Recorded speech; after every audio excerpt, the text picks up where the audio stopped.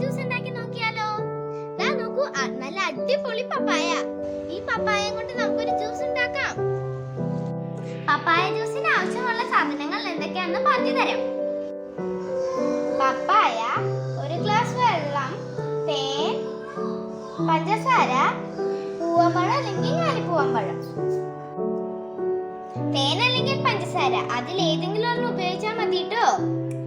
ഞാലിപ്പൂവമ്പഴം അല്ലെങ്കിൽ പൂവമ്പഴമാണ് ഏറ്റവും ടേസ്റ്റ്. പപ്പായയും പഴവും അരിഞ്ഞു വെച്ചിട്ടുണ്ട്. ഇതാ പപ്പായ ഞാൻ മിക്സിയുടെ ജാറിലേക്ക് ഇടാണ്.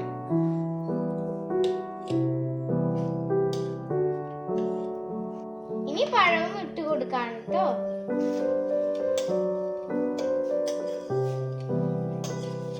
ഇനി ഞാൻ ഇതിലേക്ക് തേൻ ഒഴിച്ചു കൊടുക്കും. ഇനി വെള്ളം കൂടി നമുക്ക് ഒഴിച്ചു കൊടുക്കാം. ഇനി നമുക്കിത് നന്നായി അടിച്ചെടുക്കാം.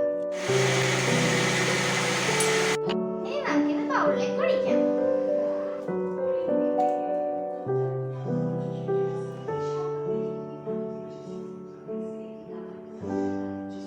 ദാ അടിപൊളി പപ്പായ ജ്യൂസ് റെഡി. പപ്പായയും തേനും പഴവും ഉപയോഗിച്ചുള്ള അടിപൊളി ജ്യൂസ്.